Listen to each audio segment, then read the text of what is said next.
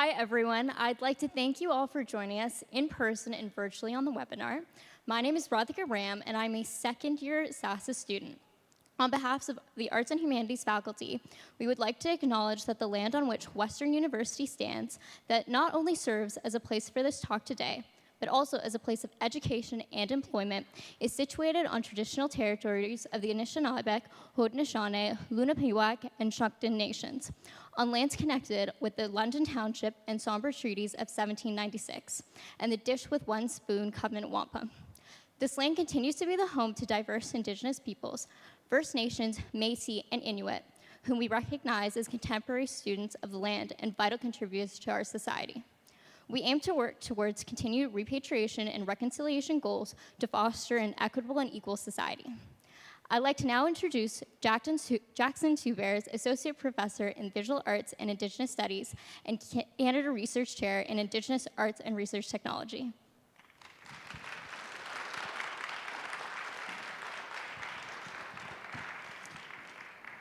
Thank you. What great applause. I am not Wanda Nanibush, but thank you for the applause.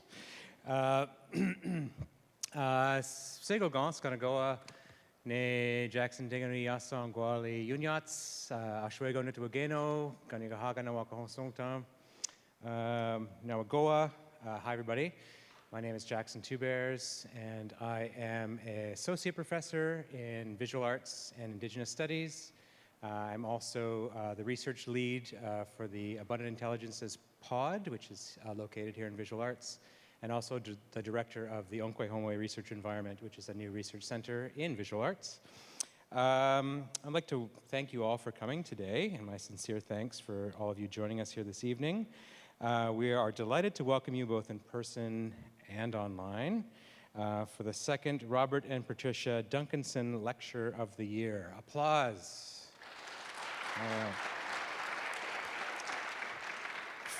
And feel free to applaud at any time during my conversation. Thank you. It's wonderful to see so many people from London community and to welcome those who are, again, joining us. A special welcome to students joining us today from across the university, to our Indigenous community members, and those of you who may have learned about this through Western alumni. Welcome to the Faculty of Arts and Humanities. Applause, applause. The Duncanson Lecture celebrates our faculty's dedication to fostering thought and discussion on the significance of humanities scholarship. It highlights our commitment to positively impact complex contemporary and future challenges. I'd like to take a moment to acknowledge all of those who continue to support research based in the arts and humanities. Okay. I am honored to have the opportunity to introduce today's speaker, whose work embodies the power of creative research and Indigenous research creation. Their contributions center Indigenous ways of knowing, making space for new forms of expression and engagement in contemporary discourse. Just a quick word about the structure of tonight's event. Wanda will speak for about 35 minutes, and then there'll be some time for some Q&A. And I believe there's a reception happening next door. So when we approach speakers for this lecture, we're looking for leaders who bring a unique approach grounded in humanities scholarship to big challenging questions. This year, one of our goals of the Faculty of Fine Arts was to increase and amplify Indigenous voices.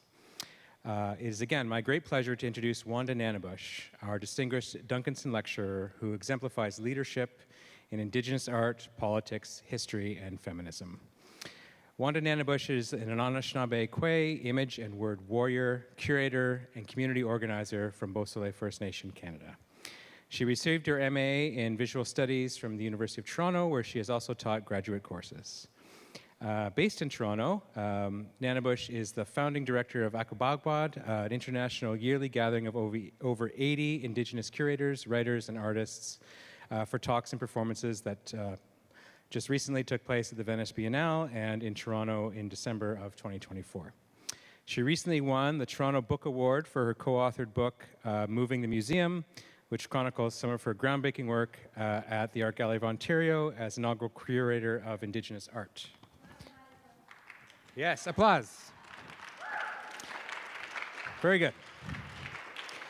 She has curated survey and group and retrospective exhibitions, most notably Robert Houle's Red is Beautiful, Rebecca Belmore's Facing the Monumental, and she is currently, she is also part of the curatorial team for Counterpublic 2026.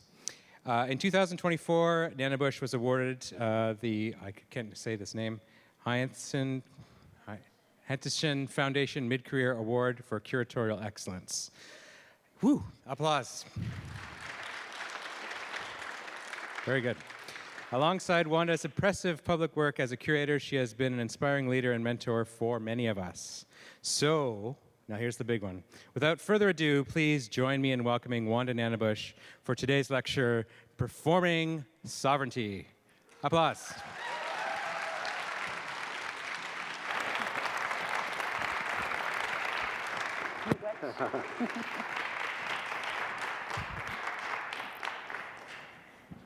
Anine, hello. Thanks for being here. Wanda Nanibush, Nadiginakaz, Mayan Dodem, Chimnasing Donjaba. So I come from this beautiful land that you're looking at right now. I figured, we do this, but it's done. This is a tiny island in north of Toronto in Georgian Bay in Ontario. The Caribbean of the North. It's really quite a special water, healing water. And I wanted to first put where I'm from, because it's like everything I'm talking about stems from this place. It stems both from my staying in that place and my leaving that place. It's that tension of the to and fro that really has formed my thinking and who I am. I also said that I'm Wolf Clan, which also forms who I am, and I'm still learning what those responsibilities are. We do, as my community does not have the clan system fully in place, and so it is a process of seeking and figuring things out, and also there's a lot of knowledge that you pass down in a family. And what you're looking at, is this working? Yeah. What you're looking at here, this beautiful copper cone, is called Wave Sound Chimnasing, and it was created by Fastworms, this artist collective, in honor of Rebecca Belmore, who made a series of works called Wave Sound. And so they wanted to make one in copper using her, exactly what she had created, but in a different material in a way to honor her, and then they gifted it to her. And one of the things they wanted to do, Rebecca really has a desire to bring her work back to her own people and to different, our work does not often circulate in our communities, and it's some kind of heartbreak for some of us. And so the desire was to bring it to my reserve, and so that's what you're seeing here. Did some, and these are my nephews, my cute little nephews. And my brother, Tracy, who has over 7 kids, looking tired in the background, running after his littlest ones. I come from the Nanibush family, McHugh family, Meneg family. Both my mother and my father are from Chimnasing. They're both First Nations from there. And my mother had 18 kids. I'm the baby. Feel free to walk right in and find a spot. And and so I also think something that's informing what I'm thinking about here tonight is this generational difference that I have. So I exist within my own generation, I'm 48, but also all the way up to my oldest brothers and sisters who are in their 70s. So I have lived kind of in a different kind of generation. I changed my first diaper when I was 2. My nieces and nephews' diapers. So I never really, you weren't a child, you were an auntie at birth. So I'm a very boss bitch because of it. My friends call me Bossy Boots, so I'll be telling you what to do throughout this talk. No, I'm just kidding. And I also want to give you a bit, so I'm gonna walk you through a bit of history, a bit of art, and a bit of personal narrative, and I'm going to weave those together to tell a complicated story that I'm going to try to tell simply in 35 minutes, and we will have some questions, so maybe we can dive deeper into the things that you want to dive deeper into afterwards. And then we are apparently going to have some amazing wine together, so that's another opportunity to talk. I want to thank Jessica for organizing me and this, and I want to thank Paula and Kara and Lauren and Sarah Mai for this morning. I spent some time at the Wampum Lodge, and I want to thank Tim K. Duncanson for the gift that supports this lecture series in the Faculty of Arts and Humanities, which is named in honor of Robert and Patricia Duncanson. And I want to thank the Faculty of Arts and Humanities, the Office of Indigenous Initiatives, and Wampum Learning Lodge for everything that they're doing to make this happen. And I want to thank Jamali and Ron for feeding me, feeding my soul. I told everyone this story this morning, and I think I'm going to tell it now because it is a connection to London. I went to Trent University for my undergrad, and I was in Native Studies, Cultural Studies, and Philosophy. And when one department would piss me off, I could run to the other one. So it was just sort of bouncing between the three, and by the time I graduated, I could have had a degree in all three. So I chose, so they said, which one do you want on your paper? So I chose Philosophy because I was the first person of color and the first Indigenous and the first woman. So I was thinking that that's better. But while I was there, I had my beautiful son, Damien, with me, and he was 6 months old, and I had to make a living. So I thought, okay, I think I can write. I'll go to the newspaper and see if I can work for them. And worked with, Robert Houle's calling me. he knows I'm about to talk about him tonight. And then I was working with this beautiful man named Tarek, and he taught me how to lay the paper out and all this kind of stuff, and then he left. Then years later, I become friends with Jamali and Ron, and we travel together. And we go to see her son in Jordan. And lo and behold, it's the same Tarek we've been talking about. And he's like, how did you become friends with my parents? Anyway, so long relationships here. I also have a sister and some nieces and nephews who live here too. So over the last 20 years, I've noticed a blurring of the lines between political action, performance art, and ceremony in ways that I think are exciting and challenging. At the same time, there's this shift towards performing sovereignty rather than, or maybe in addition to, seeking political recognition from settler governments.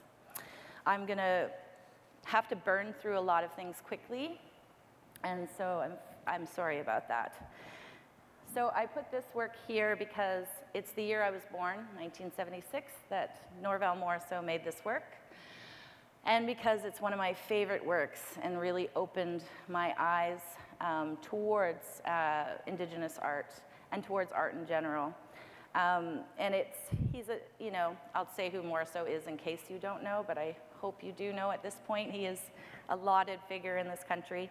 But he's from Fort William, outside of Thunder Bay, and he was raised by his grandparents. He was born in 1931. These generational things are important for what I'm going to say. He spent 4 years in residential school, but he had a Médé grandfather. The first comprehensive land claim was settled by the new modern ones by James Bay and Northern Quebec Agreement in 1975. So at this time, there is a lot of resistance, land defenders, all kinds of movements for land rights. And so he makes this piece, and I love it because you've got the animals with the people, and you've got Mother Earth kind of right there in the womb, and the different generations, so the ancestors on the back and the young one forward, and the young one's got the fist punching through that separation between native and white. And the white people do look like death. I'm really sorry to all the white people in here. I'm sure you don't look like death walking through the world, but it is something here that is important, what he's saying, because the policies and the way that this system has been developed causes death for Native people. And so this is like, they are death bringers in a sense in this. And the animal also, you'll see the animal has sound coming out of its mouth, also making it across that land, that line between them. And it's like, what do you need to listen to, right? You need to listen to those animal kin, and you need to listen to those young ones. So that is sort of where it's a good place to start this conversation. And he's calling again. I just have to show you. He's like, no, really, you're there, aren't you? He knows exactly where I am, too, so I think it's funny. So this is a work, Canada, by Robert Houle, done in 1992. Obviously, 1992 is a linchpin year in Indigenous art because there's a lot of creation and a lot of interest, and we start to shift the language from a celebration of Christopher Columbus to an examination of 500 years of colonization. So it's like a shifting year. So while visiting the National Gallery of Canada in 1991, Houle found himself standing in front of Benjamin West's The Death of General Wolfe, which was made in 1770. He began to devise a First Nations perspective on the nationalist history of West's work. In Canada, the culmination of these ideas that he was working on, Houle takes the Delaware figure from West's painting and places him in the center. I don't know why it's cutting in and out, or it's just driving me nuts. The culmination of these ideas, okay, he takes the Delaware figure from the center of the canvas, and he centers all the color on this figure. And he takes all the color out of everyone else in that. And it's interesting because in West, I have a lot to say about this, but you can buy my book, Red is Beautiful, Robert Houle's exhibition, and I have a whole essay on this. Oh my God, I'm plugging myself, this is hilarious. But it's partly because certain powers that be want to shut these things down, so now I talk about them because we have to let them know you can't shut it down. So this, a lot of the figures that are in the painting paid to be there. So this scene never actually happened, even though it's a kind of nationalist narrative about the birth of Canada. The people in it are paying to be there. And the other thing he's focused on, obviously, is this between Quebec and the rest of Canada, we would say today, between the French and the British. And then we're just sandwiched in their kind of nationalist dreams for themselves. So that's the other thing he's trying to point out.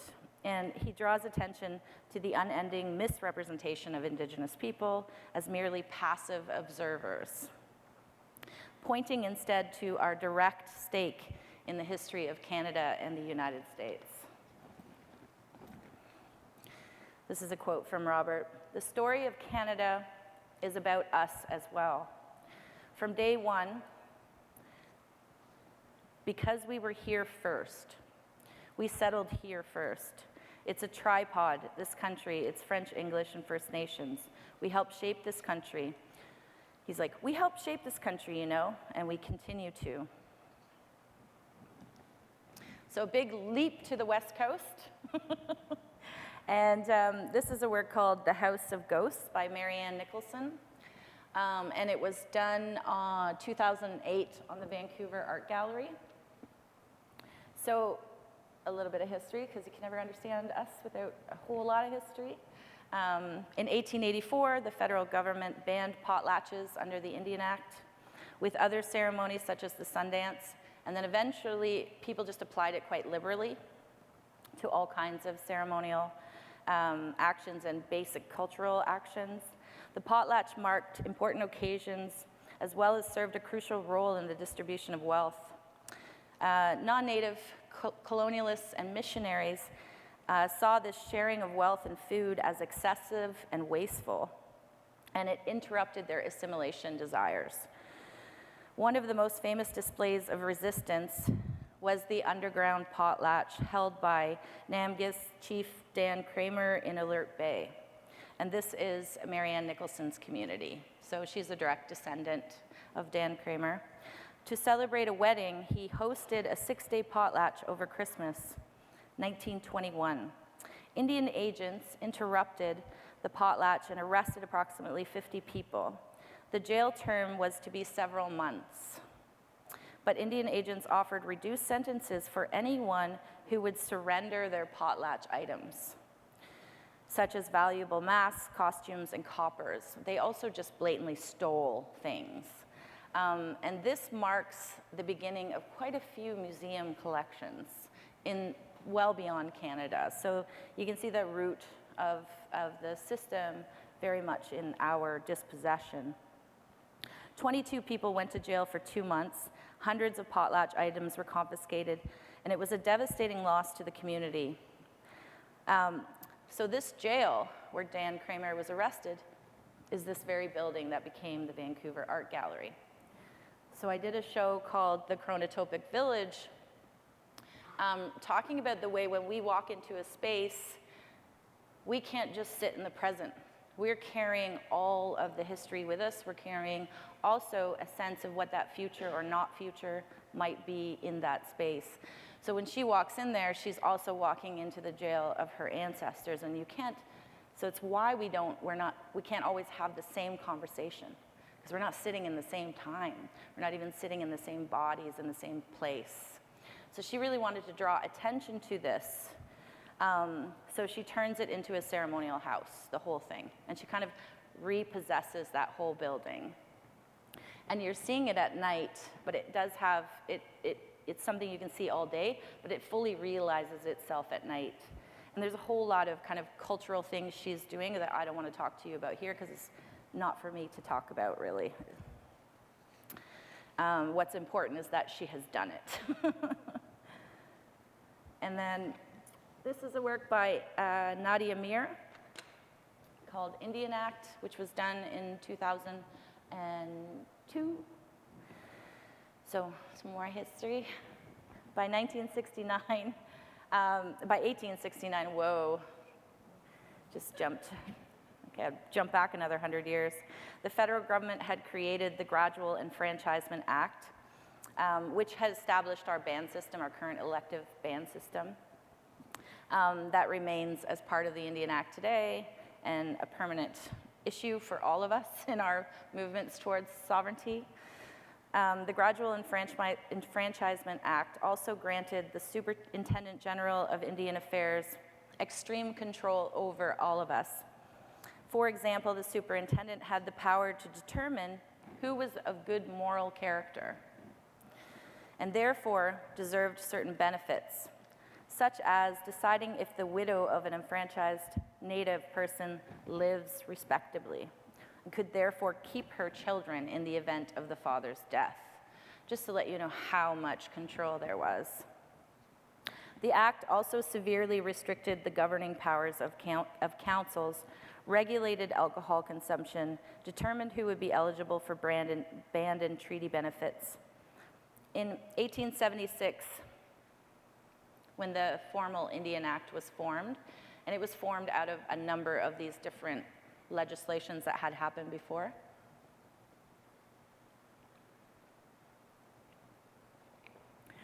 I think it's interesting, I was born exactly 100 years later. The Indian was defined as any male person of Indian blood reputed to belong to a particular band or any child of such person, any woman who is or was lawfully married to such a person. And then enfranchisement slowly became something that was not voluntary. The first time, and in case you don't know, enfranchise means I can just give it, I become a citizen, or I become sort of a white person, a less than desirable white person. Nobody volunteered. There was one person when it was voluntary, and so they had to make it mandatory at a certain point. So if you got a college degree, like if I went to Western, I immediately lost all my rights as an Indigenous person, an Indian person under the law. And I think people would think, why wouldn't you want that? We didn't want that. We wanted our communities, our land, access to our entire history, and our families. So that was not an option that many people wanted. What also happened was the institution of, I would just say sexism, patriarchy. because Native women lost their status through this system because it ended up being through the male line. But then white women would gain status. I still find it funny because some of my brothers married out and their wives, I shouldn't say some, only 2, and their wives still come and get their treaty money when we have treaty day, and it shocks me. And I always think, I hope you're giving it to the kids, like at least, you know? But at least by 1951, they start a registration.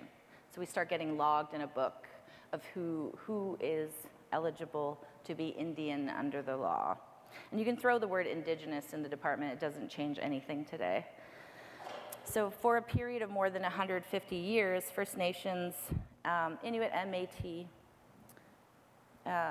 were subject to this law and subject to its concomitant system, and this just shows you, these are pages of the Indian Act that have been beaded.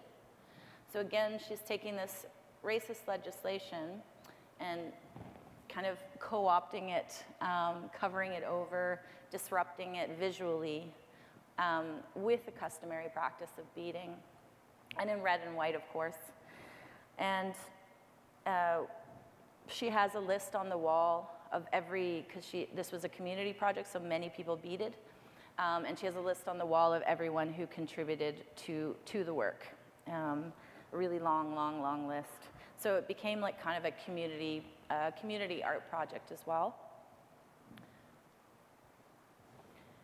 This is a work at Pelican Falls by Rebecca Belmore.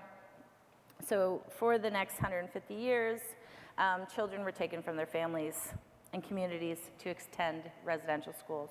How many of you heard about residential schools? I'm just curious.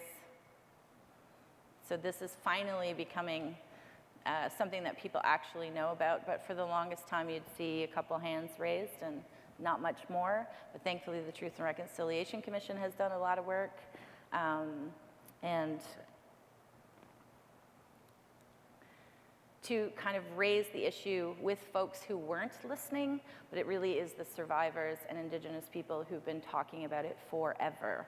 And this is something that enrages me, is that when the sort of mass graves started to be found, people were acting in this shocked way. When we have videos, we have so many people who've been saying it over and over and over again, and they were treated like they were crazy, right? This can't be happening here. This never happened. So whenever you hear people saying something that sounds really crazy that you can't believe your government has done or another government has done, believe them, because in 10 years, all the proof will be there. And you shouldn't have to wait for that.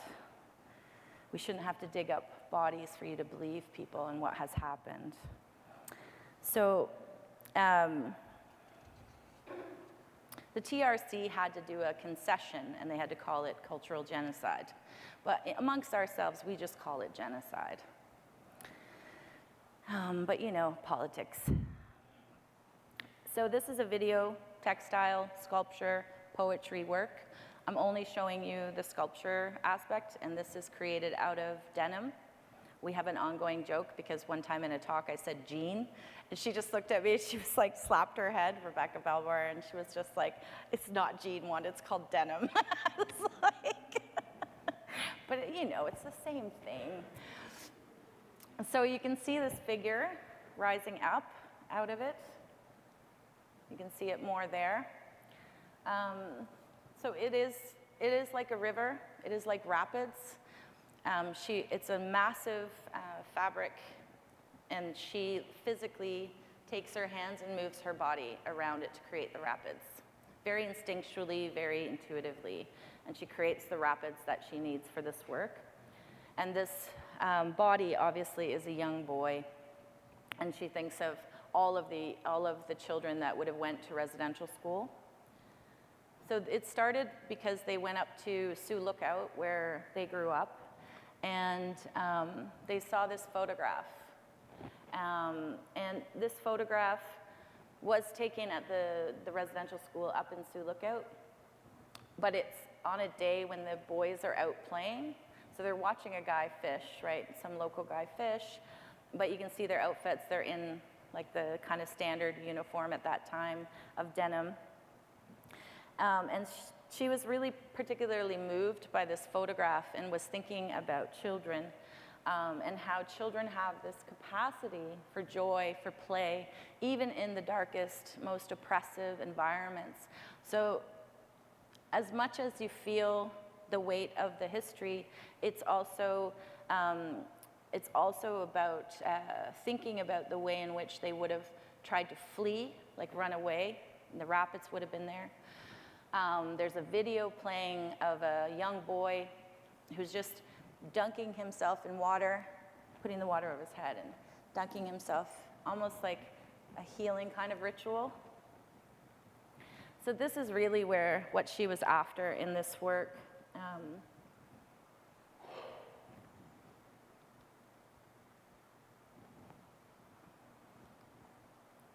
So often when I think about this subject of this kind of interlacing of protest, ceremony, and art, I'm thinking about this photograph, which all of you have probably seen, of Thomas More Kishik, who was 8 years old when he was taken from his family and placed in the prison that was called school at the Regina Indian Industrial School. The teachers called him number 22 because that's the number at which he was enrolled. He's the 22nd student. He did not have a name anymore. Thomas was a First Nations child. And so you have the photo of him in the, oh, did I just click back off of it? Or did I never click to it? I'm like, oh yeah, you guys know this photo and you can't even see it. Yeah, I'm just killing it, I'm killing it. So people think like, okay, there's him before and there's him after. These are taken years apart, actually, and they're often always placed together. It's part of the they use it as advertising for the schools. They were, a lot of people find these images very violent because it seems like they're, it's like the colonization has worked. But that isn't actually, they were so insecure about it not working, they had to raise a lot of money, and they were not doing well. And so this is actually a sign of the system cracking in a way. And also the first image, they place things in there to make him look. So we don't know how he looked at 8 years old when he walked off his res actually, because it's slightly constructed. And we don't know what he looked at like when he left, because it's constructed to tell us a narrative. So the sad thing about, no one ever talks about him either as a person, and he was one of the students who died. They sent him home to die. Thankfully, he didn't die in the school at the age of 12. So from one of the many infections that people would get at those schools because they were cold and underfunded, and there wasn't great food. There's just so many things to talk about in that area that I don't want to get into because I'll just start going down a path I don't want to go down. So thinking about all the residential schools, people coming out of residential school, thinking about artists like Daphne Ojig, Morisot, Arthur Schilling, all of their work has intense and vibrant color. And I always think, like, if you would have left your community where you would have been beaded and you would have had such beautiful color, on your clothing, in your life. Then you go and you're in, grays and white, and everything is like all colorless. And the building itself is not very colorful, and life itself is not very colorful. That they all went and they did these most brilliant colors afterwards, and I think it was this form of reclamation. And I think also, if you're Anishinaabe, you do believe in the healing. Not everyone, I shouldn't speak for all Anishinaabe. There is the idea within the Anishinaabe thinking that color is healing, and certain kind of colors have certain kind of medicinal power. So that is also part of it. I can't speak for the Dene. So I can't speak for Janvier, but I have talked to him, and he has similar ideas like that. So Arthur Schilling was also my other introduction to art as a kid on the res, because he's part of my family. His images circulated, and I think about this system is meant to bring you shame. It's meant to make you ashamed of who you are. It's meant to drive you away from your culture. And works like this took that shame and threw it away, because he was looking at reserve people. He was looking at our people, and he was painting them with such brilliance and beauty. And so there's an immense seductiveness and a warm healing energy, an audacious presence to the colors used by this group of artists. I cannot speak with him about his experiences in residential school like Arthur Schilling, but he did say, there's not enough color in the world to subdue the shadows within me. And for me, that has always spoken very much to both why he's doing the work he's doing, but also the desire for us to see it and to be a part of it and what it does for our souls. So he went to the mush hole like my mother. My mother went to the mush hole on Six Nations, and it's one of the worst residential schools in the country. And they sent, what I've been learning is that they sent kids there, Nish kids, who weren't behaving in their other residential schools. So if you were holding on to your language, or if you were not obeying in some kind of way, they would send you there, so they knew how violent that place was, and they would send you there. And I was in Windsor, and this woman came up to me, she's like, "Are you Caroline's daughter?" Which is kind of incredible. I mean, I do look like her, especially the older I get, but still incredible. And she was like, "I went to residential school with her." And I was just like, just wanted to immediately throw my arms around her, right? And so we had a really great conversation, because my mother never said a word her entire life.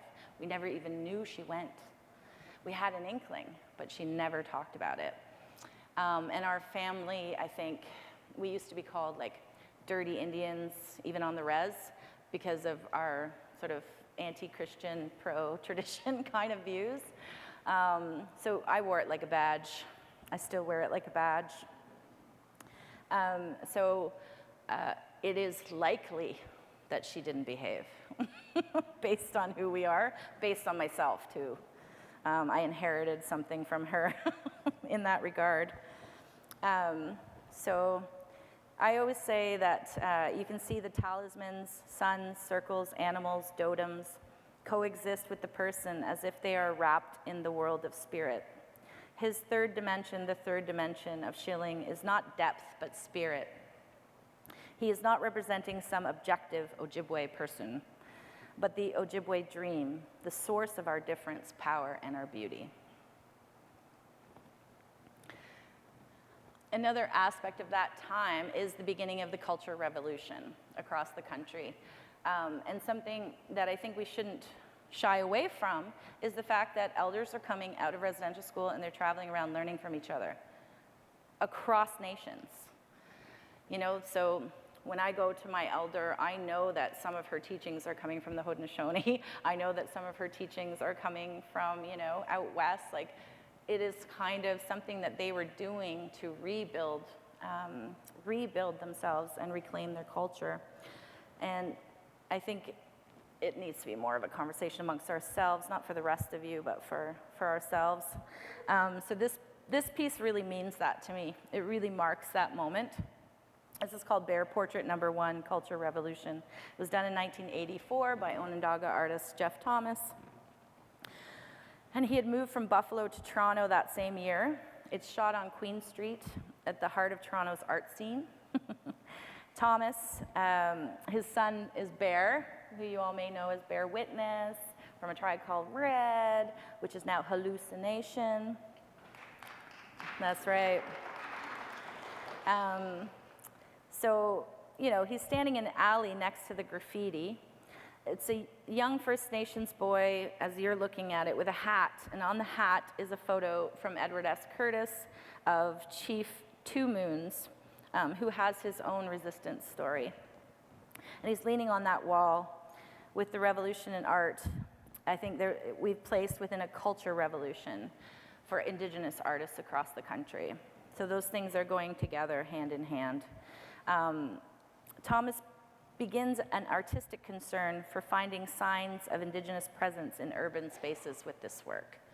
And he's infected me so much with it that every time I travel, and I travel everywhere, I always got to find the Indian everywhere I go. I was in, anyway, it doesn't matter where I was. I found an Indian on a building. And don't you know, it was a nature building. Natural history, that's where we belong, don't you know? So I got to move through quicker. I got to stop telling you stories, apparently, and just give you facts. So this is We Are Indian. So Ursula Johnson is dealing with the registration codes. So are you a 6-2? Are you a 6-1? Are you a 7? So when they corrected that crap that happened in the Indian Act, they created all these new divisions between us. So women's status was reinstated. Some people got status that were kids and some didn't. On and on it goes. So she makes these busts on top of you with black ash baskets that she learned from her great-grandmother. And she's making them all the way across the country, and then she puts your registration code and a tag on the bust. But really what she's thinking about is something else entirely. She's thinking about the way in which when we meet each other, we say, you know, where are you from? Hi, how you doing? Where are you from, right? And we're immediately making relation and who our relations are. And we're also trying to see if we can snag each other to see if we're related, you know? So it's a really important thing. And clan would have been in that because you can't marry within your clan. So really, she's trying to say, like, these kinds of divisions, this is not what we need to be thinking about. We need to be thinking about who we are to each other. And I put it in, when I first installed them, I put them in the round dance on purpose because we were going through I Don't Know More at the time, and I was an organizer in Toronto with a number of incredible women who I would name if I had time. And the round dance for me was the perfect kind of ceremonial symbol and action that became a political movement. Because it was about mourning. It's about a young woman who, this is one of the stories, a young girl who couldn't stop mourning her mother, the loss of her mother, and so this dance came to turn her mourning into celebration.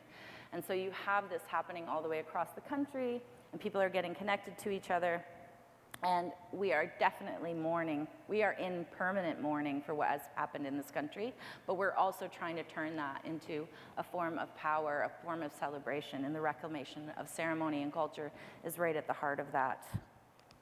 In Toronto, we did ask permission to do the round dance because it's not supposed to be done in the winter. And we also asked prairie elders to do it because it's definitely not an Anishinaabe thing. So, you know, we had to ask lots of permissions, and we got permissions to do it. Not everyone did that. And I want to say one of the really key moments in this country prior to 1992 is the Kanesatake resistance of 1990. This is the moment, I think, we had many moments before this, but this is the moment, I think, that woke the world up, but also woke us up, Indigenous people across the country, to a version of sovereignty that was different, a version of sovereignty that is about asserting as opposed to recognition. It is about longer and older legal texts that have nothing to do with the paper treaties, that are wampum treaties, older and longer governance structures, and the fight for that being like something that you have in your responsibilities and in your blood. So, you know, sometimes they say Nish are really soft, but you know, when we learn from the Haudenosaunee, we're less soft. So I want to leave time for questions. So here's what you're missing, what I'm not going to talk to you about. So I think there's also a sense of humor in the work that just gives us such the power to change the narratives that have been placed upon us. I just want to read this. The shirt.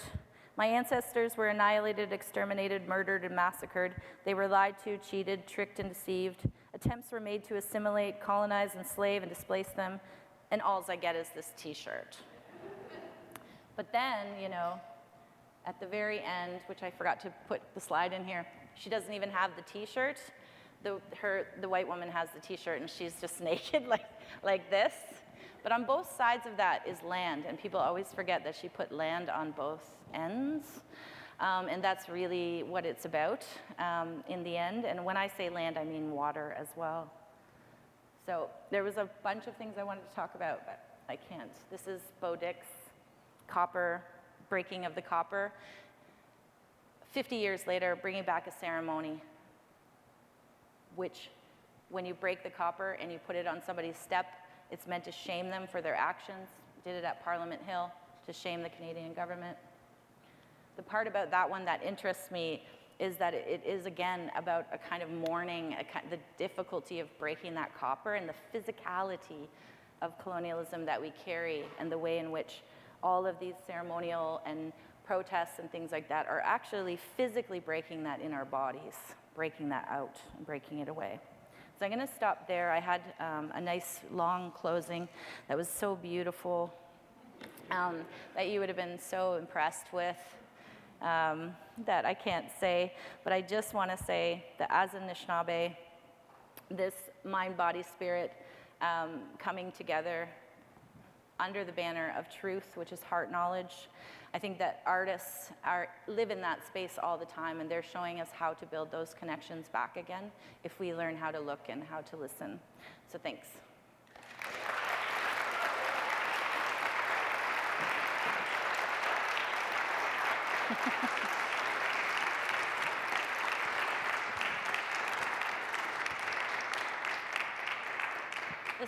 This is Alan Michelson, the two row two. All right. Nyawagoa, thank you for that great presentation and talk. We have a few minutes for some questions, and I see we have a second mic in the back, so we can pass around in front and back. Actually, there's one right here, just right in the front. Check. Okay, thank you for the great talk. Like a lot of the pictures and arts, I want you to show the first picture. At the very first? Yeah. See how ambitious I was with this talk? Jesus. Can't even scroll through in 5 minutes. This one? Yeah, this one, yeah. So the general pattern is like two contrastive colors, blue and red. I just want to ask that, so the stereotypical impression is red Indians, right? Which is false, we understand. But the settlers are like set in a background of red. How do you interpret that? I mean, I'm going to tell you what just popped in my head right now because I haven't really thought about it, to be honest. I just think they're very beautifully complementary colors. But the red to me could be rage, it could be anger, it could be, and the blue could be water and peace and all kinds of stuff. Like, I mean, both colors have immense amount of meaning in our society, right? Blue is also a healing color in Anishinaabe culture, so I know that that's probably what's going on for him here. He used blue a lot in that sense. It is a color that physically heals. I love red, like I am obsessed with it, so I don't give a shit about being called a redskin. I was like, I'll take that color. But don't call me that, or anyone else. Yeah, that's what I think is going on there.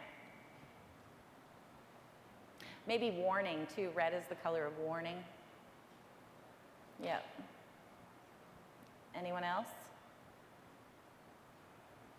Now's your chance. Just raise your hand. Oh, right in the front. Hi. Uh-oh. Here comes the tough questions now. That's it. Wait, Not at all, not at all. I'll go back. Wanda, I'm just wondering if, if you've come across an Indigenous artist, a contemporary Indigenous artist who prefers to work in non-topical subject matter, and if that's what you prefer to, if that's what grabs your interest, or do you prefer and are drawn to the strength of the work that is born from our reality and our lived experiences? I'll come at this in two different ways. I think, because I might make a different division in our art making than what you're making, I do believe that statement, and I forget who said it, that we are automatically political because we're born Indigenous in this country. We don't really have a choice in the matter. So I think the way in which it might come out in an artwork could happen in all kinds of ways. It could be an abstract work. Like, I mean, Robert works in a very abstract vein. Like, this is abstract, right? The top part, sorry, that's The Pines by Robert Houle. But it's him going back to the Pines with the community in 2002. So right after, a year after the Kanesatake resistance had been violently shut down. What he felt, it's what he felt in those trees. So he felt the spirits, and he felt the kind of way in which the community needed that for their spiritual space, right? And so he could feel that in that space as he's walking through. He felt like he was having visions while he was in there. And then you can see the yellow at the back. So in sort of Western art history, it's kind of like you ascend to kind of an enlightenment, but in this piece it really feels almost like there's a fire back there or an emergency. So it's like we're leading towards some kind of crisis or something like that. At least that's how I read this. And the enlightenment is really in the Pines itself and not in some kind of ascension somewhere else, which reflects the way we see things. So I think even in this, like, it's still there, right? And then you've got the western eastern door, the Seneca and the Mohawk, so also abstracted to color. So that kind of thing. What I do think is there's people who are more grounded in our culture and history than others.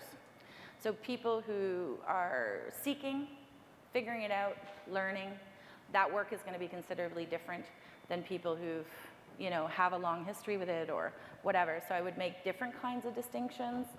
I think there's artists who are tapped into seeing the future in the present. Like, they can pull threads that we can't see yet. This is a case in point right here. Fountain, which Rebecca Belmore did in 2005, representing Canada for the Venice Biennale. She takes water, takes water, throws it at the screen, and the screen turns to blood. That's kind of the video. And it's projected onto 16 feet of water, like a big, huge fountain that's constantly running. She was really thinking about war over water. Like, if we were going to have a third world war, it's going to be over water. So way ahead of her time, not in terms of us thinking about the issues of water, but in terms of the globe, yes. It hadn't really reached its apex yet. So, and now the United Nations very much talks about that and researches it. So that's what I mean, like artists that, I'm interested in artists like that have some kind of vision of the future as it is happening right now, some kind of crack.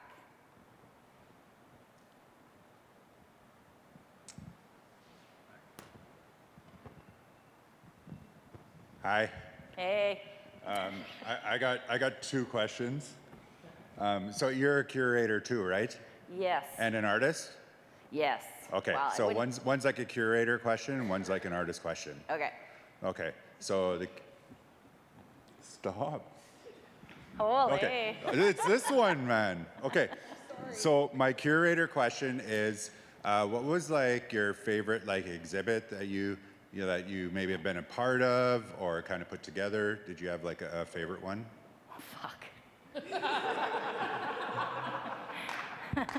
You know, all these artists are my friends, right? That's fine. I can't choose between them. Who's your favorite artist, Wanda? I always ask. No. I can't say. Yes, you can. But Honesty is one of our teachings, right? So, yeah. All my children are my favorites. Oh, God. But my favorite out of my shows, I think, is two that took place outside. So, mapping Resistances in 2010, which brought together performance artists to look at the anniversary of the Kanesatake resistance from different points of view, and brought James Luna up from the States, and we took over buildings, we took over parks, we took over like everything. And then House of Wayward Spirits would be my other favorite. I brought together the same, it might be me. He said, oh, it's you. I put it down, that's why. Didn't your elders teach you to listen? She was yelling at me, so I was trying to focus. Yeah, so House of Wayward Spirits, which actually I was pretty angry at the TRC at the time. So I did a show, which is about, artists who break the rules, so maybe don't follow traditions so closely, and it's also about our societies that we have, like the Contrary Society and things like that, where doing things backwards is the right thing to do. So the ways in which sometimes I felt like they were using survivors in a way that was really driving me nuts. Like it's only the survivors who are talking. The society that actually did the damage and the violence is not doing any talking and not telling us what they did. And that discrepancy really bothered me. So I just wanted to do, and so we took over Queen's Park, we took over so much of Toronto, and it was Canada Day. And one of the pieces, like I said, we're not gonna ask permission. We're gonna take over these spaces, and the artists agreed. I was like, we might get arrested or whatever. But that's performing sovereignty. This land is our land. We don't need to ask permission to be on it or to do something on it. So that was the idea, and I had these huge speakers set up, and there's gonna be the 21-gun salute is gonna shoot out of these speakers at some point during this performance. And all you hear is silence, and then all of a sudden these gunshots ring out. And it made me cry because the piece was about, it suddenly turned from a pro-earth piece into murdered and missing Indigenous women, and it just like devastated me. But there were cops on either end of the park. They didn't come, they didn't arrest us, like nothing, it was so good. But the impulse, to try to get arrested, I really appreciate. Are you done? Yeah. Okay. So my second question. Yeah. That was actually a really good segue into my second question. Do you have any advice for like potential emerging Indigenous artists? Advice is, well, one of the things I was talking about today, which I guess I didn't do a good job of because I skipped some of the parts where it was going to come up, but is this working from the space of Debwewin or truth, which has to do with intuition. It has to do with the combining of mind, body, spirit. Working from inside that place, I think, can never lead you wrong. But working from here, only the mind, working from here, the pocketbook, working from any of those other places, or trying to make work to please somebody else, or trying to make work to please somebody else's desire, or trying to make work that people will understand as Indigenous. Never. That will never be the way to go. I truly believe if you're making work from the right place, it might take a long time, but people are going to respond to it because it's in the work itself. That spirit is in the work itself, and people cannot hide from that. They can't ignore it. It just takes a long time. Thank you. We have one question over here. Yeah, thanks so much, Wanda, for a fabulous talk. I wanted to pick up on something that sort It of... just feels so far away, I guess. Yeah, I am I can far move away. forward. Hi. First, Oh, look, he asks his questions and leaves. Holy, just spank you. bye. Ciao. I want to ask something, but first I wanted to just point out something about that Norval Morisseau painting and the death white people. and I don't know if anybody else noticed, but one of them looks exactly like Elon Musk, which I thought was incredibly forward-thinking, visionary, actually. Yeah, he was very visionary that Yeah. way. But the question I wanted to ask is about, like you've been talking about, at least how I'm picturing it, is the difference between a kind of situated vision that comes out of situated knowledge, and then always, I think in you and your work as a curator especially, have to balance this thing about a kind of institutional vision, and just how you manage that. How do you keep going back and forth, or how do you manage that? Well, really well, obviously. For those of you who know. I don't manage that. Like, part of what I'm saying about performing sovereignty is that you have to bring your whole being to work, and I have to bring my whole being to work. I think institutions and the way that we have schools and work culture is they ask us to hive parts of ourselves off as if they don't exist once we go through those doors, but it's not true. And as Indigenous folks, as Anishinaabe more specifically, there's a lot more I'm supposed to leave at home when I go to work than other people. And I just kind of refuse to do that. So, and doing that, of course, you're going to brush up against things, like things that they don't want you to do, or things that don't fit, or things that are scary. It's often very scary because it challenges Canadian identity and what it's been based in. But then I have like a whole slew of Anishinaabe toolbox in my toolbox to help people through that too. To see people as human beings always first, to respect people's knowledge, to respect who people are. So there's a bunch of tools that help that relationship along. I'm not just barreling through and like beating people up everywhere I go. Do it my way or the highway. That would never be an Anishinaabe way to be anyway. So, so I think it's kind of both of those things. And part of respecting people is understanding what their needs are too, and what their history and background is. So it's kind of a negotiation with them as a human being. I don't try to think about the institution too much. The institution always wants you to take it on as your identity, and I can't do that. It's just not in my, makeup. It's not who I want to be. Yeah. Wanda, we have one final question from our audience online. Okay. And a reminder that we'll be gathering in the room next door for those of you who want to stick around and maybe talk one-on-one. Hey, online. Question is from... I'm sure there's thousands of you out there. Question is from Jess or Jez. I love your longtime relationship curating with Rebecca Belmore. Oh, I know you. One of my favorite pieces of hers, which forgive I don't remember the name of, but you curated, was the stack of shopping carts and cascading clay. I would love to know more of that work, but also the remarkably tender amount of labor that would have gone into that installation. So it's called Tower, and the show was the solo exhibition I did of Rebecca Belmore called Facing the Monumental. So that performance in the park it's named after that. So she was at her. Thanks for the question, Jess.